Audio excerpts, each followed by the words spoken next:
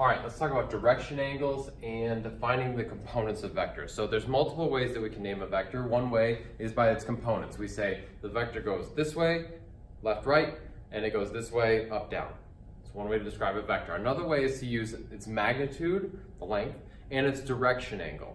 Okay, and typically, unless we're doing navigation, we're going to measure direction angle from the positive x-axis. So let's sketch just a random, excuse me, vector in here. So we'll call it vector v. Now let's see what we can figure out about vector v. Suppose that I just gave you the length of vector v, and I told you the angle measured from the positive x-axis. If I just gave you that information, then we could sketch this out. So the triangle that we create, the right triangle, would have a horizontal distance of A and a vertical distance of B. Again, this is for vector v, A comma B. Okay? So if we wanted to find what the horizontal component was, A, then we could write this. Cosine of theta would be equal to A divided by the magnitude of V. Okay? That's the length of V. So we could write this.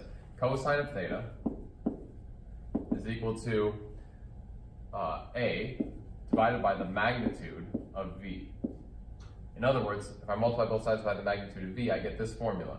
A is equal to the magnitude of vector V cosine of theta. I could do a similar thing to find out what B is. B is going to be equal to the magnitude of vector V times the sine of theta, because this side is opposite of the angle. So those two things will give me the components of a vector. If I know the length and the direction angle, I can find A and B. One other relationship here that can help you find tangent, that can help you find the angle if you don't know the angle, is you can use this formula here to find it. So you could plug in the magnitude and the A component. Or the easier way that I like is you can show this, there's a relationship here between theta, B, and A. And it's tangent. B is opposite, A is adjacent, so I can write this. Tangent of theta is equal to B over A. Okay? And so that formula can give you theta. If you know A and B, then you can get what theta is. You just do the arc tangent, or the inverse tangent of both sides, and you can figure out theta, given the two components. Okay? And you do have to be a little bit careful with tangent, because tangent will only output values, arctangent will only output values between negative 90 and 90. So you got to think about, when you get your answer, you got to think about where the vector lies in the xy plane, as to whether that answer makes sense or not. You might have to add 180 degrees or subtract 180 degrees to your answer. But we'll look at some examples like that to show that more. But that's the general formulas for converting to, or for finding components, and then finding a direction angle if you need to find the direction angle.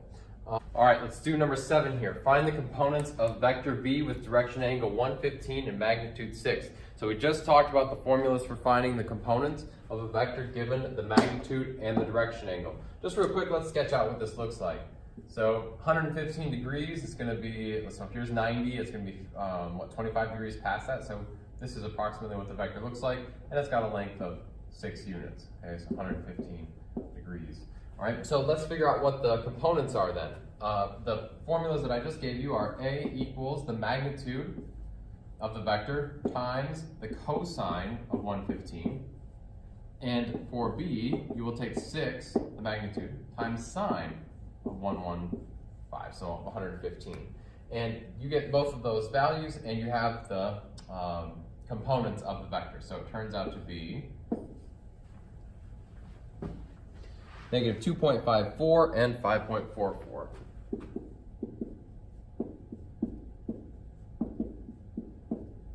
Okay, and that's it. That's all you have to do to find the components. Just drop it into the formula and click it out in your calculator. Make sure you're in degree mode. Let's talk about finding the magnitude and direction angle of this vector 3, 2. All right, so what we'll do here first is find the magnitude using the magnitude formula. So the magnitude of vector u is equal to the square root of 3 squared plus 2 squared. That's equal to the square root of 9 plus 4, which is 13. So we get the square root of 13. Okay, so now we have to find the direction angle. The direction angle, we're going to use that tangent formula because we have both of the components here. So we can go tangent of theta is equal to b over a, so 2 over 3. We do the arctan of both sides and we end up with theta equals the inverse tan of both sides, so inverse tan of 2/3. Okay, and that gives us 33.69 degrees, 33.69 degrees. But be careful, it's tangent. We need to make sure that this answer makes sense in the context of the actual vector that we have. So if I sketch out very quickly the vector, it's 3, 2, 1, 2, 3, up 2. It looks like this. That direction angle makes sense, 33.69 degrees, right? Let's find the magnitude and direction here. So now I have -2, -5. So first we'll go magnitude of vector v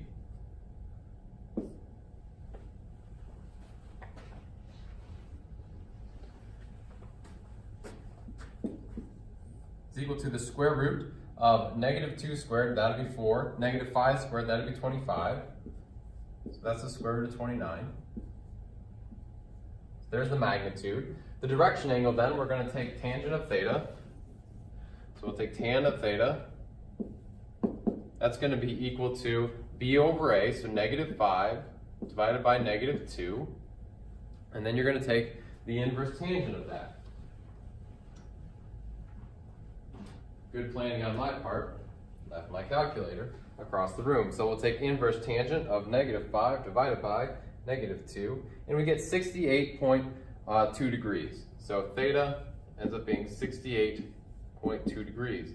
Now we have to think about this. Does 68.2 make sense? Let's sketch this out. The vector is -2, -5. So I sketch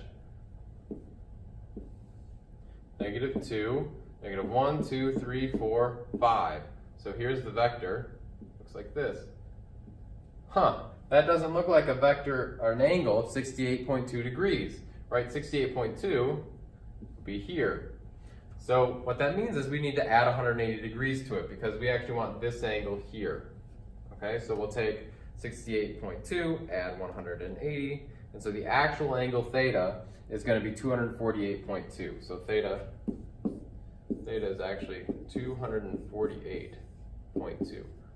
I don't know of a better way than to sketch the vector and check to make sure that the answer that your calculator gives you makes sense. And that's it for the beginning of vectors in the plane. We'll look at applications of vectors next.